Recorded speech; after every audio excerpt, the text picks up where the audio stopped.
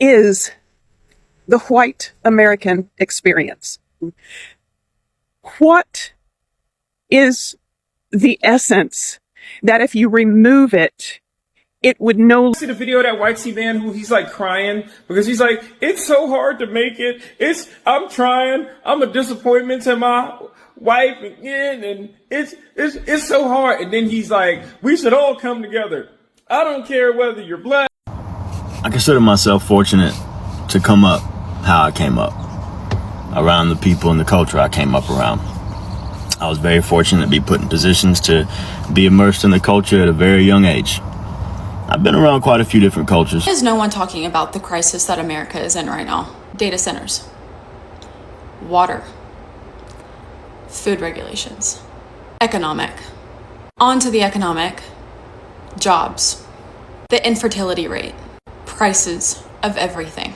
White people love to play the victim in basically any situation, and I say this as a white person. It is a pattern that I have witnessed time and time again, especially when white people are called out for their terrible behavior. That is why they continue to gaslight black and brown people when they talk about their experiences with racism, because they don't want to admit that they've done anything wrong. And white victimhood is a... Imagine waking up one morning and realizing the advantages you once took for granted, the advantages you thought are automatically yours, are no longer guaranteed. I mean, imagine watching opportunities disappear, feeling ignored, frustrated, and powerless, and asking, why is this happening to us? I thought we are white people. Now, that is the emotion behind some of the voices we are hearing in this video. You see, some white Americans are talking about economic pressure, political frustration, cultural uncertainty, and a growing feeling that the system is no longer working for them as it used to be for them. Now, here are things that really get uncomfortable. Are they finally experiencing something that black people have been describing, have been complaining about for generations? I mean, this is really something so shocking. So anyway, let's watch and see their struggles, what exactly is happening, and then we can examine their reactions, and then we can have, you know, what exactly is the conclusion. Let's watch the video all the way to the end. If this is your first time, please subscribe so we can have more of these discussions. Otherwise, if you may happen to find any value in the video, please give it a like. Otherwise, let's watch. I'll come later for more commentary. What is the white American experience? What is the essence that if you remove it, it would no longer be the white American experience? So, you know, I thought about this for a while, but it was not coming together for me. So I thought, well, what is the black American experience? For white people, I feel like we're so comfortable that it's, it's selfishness. It's self-centeredness, all about meanness. We don't have the same unity of culture. So I don't believe that there is a unified white American experience beyond privilege. I'm told by black people that they tend to seek each other out and they automatically fall into a group of people, you know, and hang near other black people. And there's kind of an automatic sense of community. But for white people, it's much more about self-sufficiency, independence. And frankly, that is making me very sad right now. We don't depend on our culture for much beyond social constructs and infrastructure. I mean, we are the beneficiaries of systemic racism, not the victims of it. And so our comfort lets us just coast. We don't have to worry about it. If I walked into a room of black people and saw a few little white people over to the side, I wouldn't automatically assume that those are my people. Maybe I'm alone in this, but I don't know if they are MAGAs, racists. Of course, if they're in a room of black people, I guess they're not going to be terribly racist. Anyway, that's my take on the white American experience.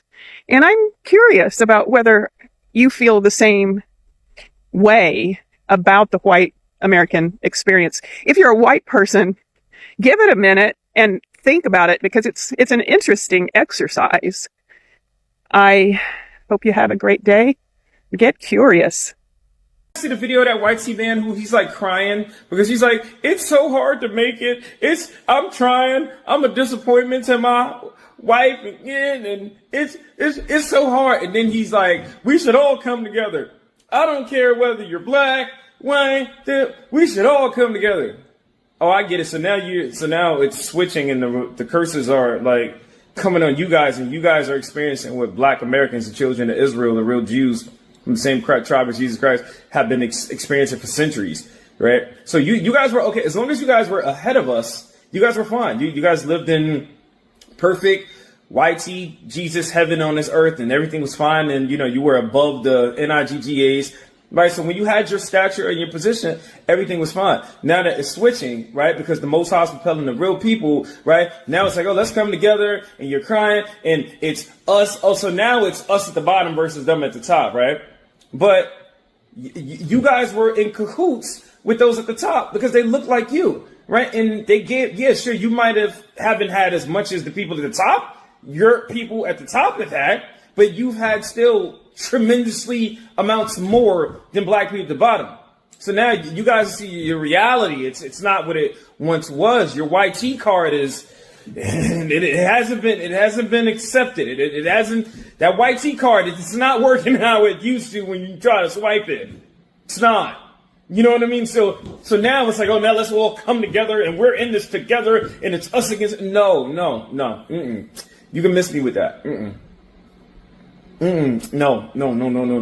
No. Any kingdom, there's people at the top and there's people at the bottom, right? So now black people, black Americans, and throughout the African diaspora, right, we're going to be at the top. You guys are going to be at the bottom now.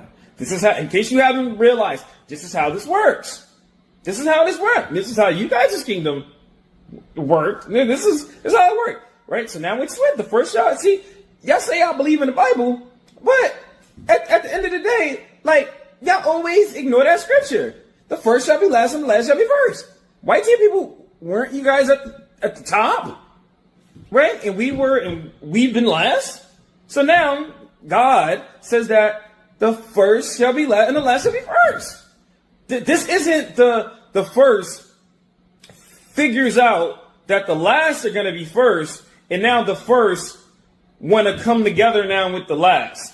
See, y'all just manipulate and do things because at the end of the day, y'all just want to be where the stuff is at, because you guys are the fleshly people. You guys are the fleshly people. So wherever the stuff, y'all don't care about nothing else, right? As long as you guys enjoying your blessings and the stuff, that's what y'all want to be at. Okay, that's fine, right? I mean, you guys sold your freaking birthright for a bowl of soup, right? Some chicken tenders.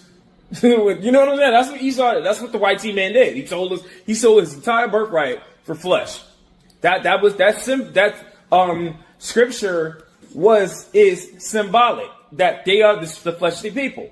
You know what I mean? So no, this isn't money to waters, right?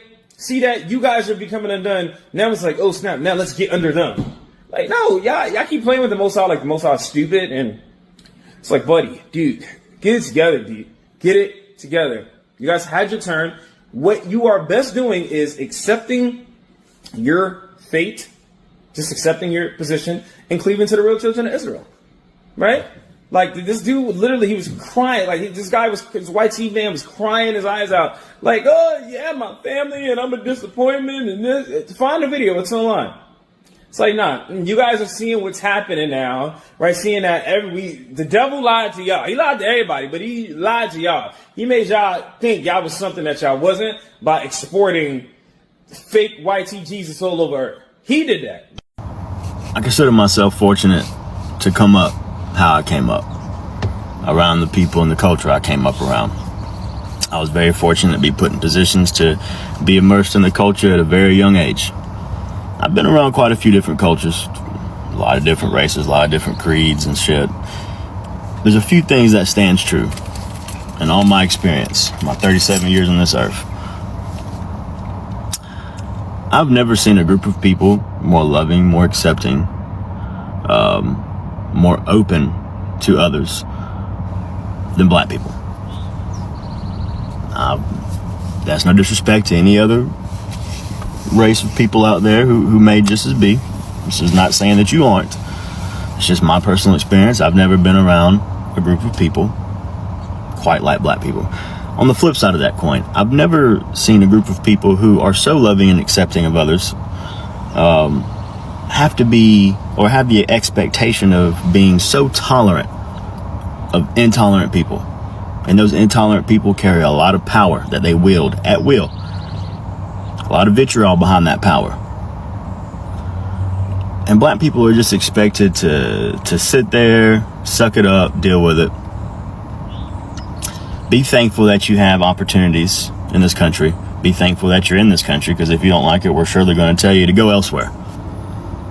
I've just never seen a group of people quite like black people in my life. They're better than us and damn near anything they ever put their minds to. At every turn, they're, don't let them start playing cricket and shit. Jesus Christ. Anyways, I digress. I don't know, dude. That was on my mind. I've never seen a group of people so loving and accepting of others while being the most hated in American history, in the world history, dare I say. I've never seen them. I mean, just the amount of shit that they went through, from slavery on through post-Reconstruction, Jim Crow era. I mean, the examples are endless, and the reasons are there for why black people should not fuck with white people in any facet of life, in any turn of a corner. There's so many reasons not to, and yet they still do. And on top of that, they're still expected to accept the fact that they're never getting payback for anything we've ever taken or destroyed from them, and they have to take it on the chin and pull themselves up by the bootstraps. But let me say this before I end this video. There was ever a time where a race war popped off, and white people had to come to grips with that type of battle. Bitch, we getting swept. Jordan 6-0 in the finals. Fucking done, son. Stand a snowball's chance in hell. Is no one talking about the crisis that America is in right now? Data centers, water, food regulations, economic. On to the economic, jobs, the infertility rate, prices of everything. Why are we so compliant? Why are we complying? This government no longer represents the people. This government no longer has the people in their best interest. And it didn't just start with this administration. It started with vague regulations, giving loopholes to millionaires, now billionaires, now soon to be trillionaires. I am all for capitalism. I am all for do the work yourself, get your own money, do what you can, make a business, grow yourself. But there comes a limit when there's about to be a trillionaire and people cannot survive and eat. I considered myself pretty independent. This administration has pushed me so far into the extremism of you can't trust fucking anybody. Trump just lifted the regulations for PFAs, which are, if you didn't know, forever chemicals in water, in drinking water, for the companies that sell drinking water. It no longer has regulations on it for forever chemicals. It's for the data centers. In cities where they have a data center, they don't have clean drinking water. It is full sludge, impurities, toxins. Because humans don't need water anymore. The AI needs it more. AI needs our water. Humans can survive without water. Why? Why are you doing this to us? Why are we going so far back? Why is our food so horrible? Why are we bombing wildlife with cyanide? What made this okay? What made this okay? Why is Trump magically impenetrable by all of the institutions? We can't touch him. We can't sue him. Even as a civil lawsuit of the citizens of the US, v. Trump. We can't do anything about it. Everything is fucked. Our food, terrible. Our water is no longer going to be fresh because the data centers get it first, because they're a priority, because data is so useful. It's what we need. We don't need wildlife. No, we don't need it. So let's talk about the infertility crisis that's happening. The hormone shifts in generations now with all of these additives and toxins and dyes and preservatives in our food now. There's going to come a point where more of the percent of population is no longer going to be able to conceive. Economic crisis. We captured the dictator of Venezuela. We had access to the oil. That was supposed to be our in for our economic success. Where did that oil go? I read somewhere that we sold a lot of it. To what? To where? For who? Not for us. Not for us. Why is our gas $4 a gallon? Why is a carton of eggs $5? Why is milk $5? Why are we being sold out to Israel? I consider myself a somewhat religious person. Israel was never supposed to become a state, country. It was never supposed to become that. Now it's ruling us. We are the United States of Israel. Why are we allowing our politicians to be sold out to another country? Where's the uproar? Where's the revolution? We went to war over less. Over less. Where's the uproar? Where's the revolution? Where are the people that are pissed off? Where are the people who want to do something about this? Because I want to. I'm going to file exempt on my taxes. I no longer want to pay a government that does not represent me, nor my peers, or anyone around me. Literally anyone. It doesn't represent anyone anymore. It only represents themselves. It only represents what they want to push. It no longer matters about what the actual population of this country wants. It's what they want. It's what the few hundred people who control everything, it's what they want. And then it's what their little fucking puppeteer people want. Not us. It's not us. They don't care about us. Bullshit, you can't survive on $170K a year. We're surviving on less. Take your $76 for your luncheon per day and shut the fuck up. Shut up. From all of us to you.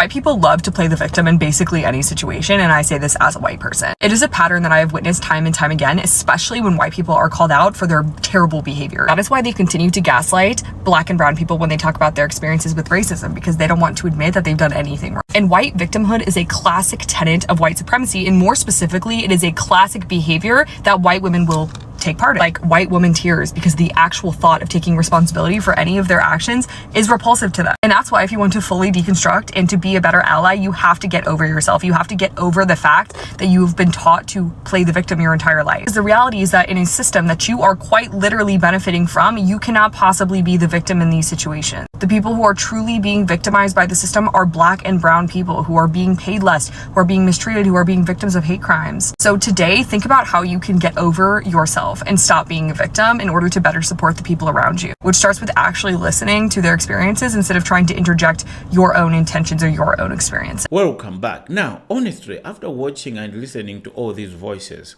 there is one, if not two things that become very clear and maybe we cannot deny. America is going through a moment where people are questioning what they were taught, what they were promised, questioning like their dreams about America, whether it's gonna be fulfilled or it's not, and whether the system still works the way they thought is supposed to be working. I mean, you hear frustration about family, about money, frustration about identity, about culture, frustration about politics and the future. Like, people have no idea what is going to come next. And underneath all that is a very human feeling. People are scared of losing control. People are scared of how is gonna be life about, or how is it gonna be to live, because today survival is becoming even harder. People can work 2-3 jobs just to find themselves food to cover them the whole month. But once you step back and then look at the bigger picture, you may find some bigger messages that really stood out throughout the conversation. But before we get to the key messages that we must dwell on, we must pay attention to, if this is your first time to the channel, please give it a subscribe. I'll greatly appreciate, so we can have more of these discussions right here together. And if you may happen to find some value in the video, please give it a like. Now, getting to the message, first, the idea of a single white American experience is being challenged in the video. Now, in the video, there were about 2, if not 1 speaker argued that there may not be one unified, white culture in America, while another people argue that whiteness historically provided advantages that black Americans did not receive, did not have access to, and that difference, still shapes how people understand their lives even today. Now, whether you agree with that argument or you may not agree with it, but the important question is this: can America discuss race without pretending everybody experienced the American history in exactly the same way? I mean, that's the question. Moving forward, the second message, the video exposes a deep argument about victimhood, like who exactly is the victim and why, when. Now, some speakers accuse, white Americans of becoming defensive when racism is discussed, while others describe ordinary white Americans as struggling with economic pressure, family problems, and uncertainty. And that creates a complicated question. Like, can someone experience genuine hardship while also benefiting from racial advantages, if that can be the case? So I think that question is really powerful. The other message, there is growing frustration within economic and the political power in America.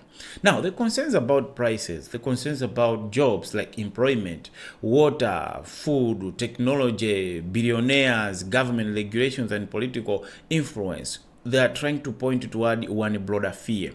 Like, ordinary Americans are losing control over decisions that affect their own lives. So, in the comments, in the comment or somewhere, if not in the video, somebody argued that, people may have money, but they have to make trade-off. They have to ask themselves, this money, should I buy food or should I buy gas? Now, being in that moment where your money, you have to debate on it, whether you should go for this or this, otherwise it can't work on both. That's a situation, that's a tough situation for you to live in. Now, the other message, this video shows just how easily racial frustration can turn into racial hostility. Now, let's talk about it. Some statements in the video move from criticizing systems into describing entire racial groups as enemies or deserving of a lower position. And that is where the conversation becomes so dangerous and becomes so, like, emotional. If we may not be really careful tackling it, it can spark some, talking, it can spark some division. You can talk about history, you can talk about discrimination, you can talk about slavery, you can talk about segregation, you can demand accountability, okay, you can demand reparations, but replacing one racial hierarchy with another does not create justice. Or we can also look at that, it does not create. Finally, the biggest message may not be that who is right or who is wrong. Maybe the biggest message may be America still has a problem with division. You see, black Americans, white Americans, immigrants, conservatives, liberals, rich people, working people, everybody is being encouraged to see like somebody else as reason everything is falling apart. Like, there is that need to look at it. Somebody has to be the one causing the problem, okay? But maybe the real challenge is learning to separate legitimate grievances from hatred, from, from bad attitudes towards other people, from, stereotypes, and legitimate criticism from blanket condemnation. Because, not all white people are racist, and not all black people, whatever they say, is supposed to be ignored, okay? is there has to be that kind of fairness. Because, I mean, if America wants a better future, people have to discuss racism without turning every white person into a villain, and without also turning black people into victims of because there are moments where when black people complain about racism, white people will come and say, oh, you're just playing a race card, you're just looking at everything, you are just looking at through the lens of race, okay? Yet, no, it's not about that. Black people know what they are talking about, okay? When they discuss about their struggles, people look at them, oh, it's just because you're black, you're just lazy. No. If they complain about hardships, if they complain about unfair treatment in the justice system or all those things, they have to be heard, they have to be listened to, not because they are black and maybe you just associate their blackness to laziness. No, there's no association of skin color to laziness. Laziness is something that people choose regardless of their skin color. There are white people who are lazy, there are black people who are lazy, there are Asians who are lazy, just like there are white people who are hardworking, and there are also black people who are hardworking, who are talented, something like that. So I don't know what we can say, but maybe there is a need to challenge both sides, like listening to black people whenever they cry, whenever they complain, because tomorrow is going to be you. So after hearing all these perspectives, I don't think the answer is choosing which race gets to stand at the top, like white people are supreme. No, nobody is at the top. You can see black people have been crying, have been struggling. Today, white people are struggling. Not all of them are struggling. Even black people, not all of them are celebrating. What does that mean? Nobody is supposed to be at the top. People can have problems regardless of their skin color. Now, that may sound simple, but America is nowhere near finished to have this conversation. Maybe that is the real conclusion. The country is still wrestling with race, with power, identity, economics, and some sense of belonging. Now, the question is whether people will use their struggle to understand each other or use it to build to build another wall. Like, okay, since we white people are struggling, that we don't want to talk to black people. Oh, since we white people are struggling, I think it's high time we listen to them, and maybe we can build it together. We can look at how we can dismantle our constitution, and maybe try to rewrite some of the things that have been hindering black people from progressing. Okay, because it's the same country. If somebody is not doing better, everyone will not do better in a long run, because it's the same system. It's like a human body. Okay, there's no way your mouth can celebrate that it is fine, the head can celebrate that it is fine, yet the leg is complaining. And there's no way the leg can be celebrating, yet the head is having some wounds, the head is not in good condition. Okay, so the feeling of one part should make the other to be concerned. That's my conclusion. So I don't know what's your take on this.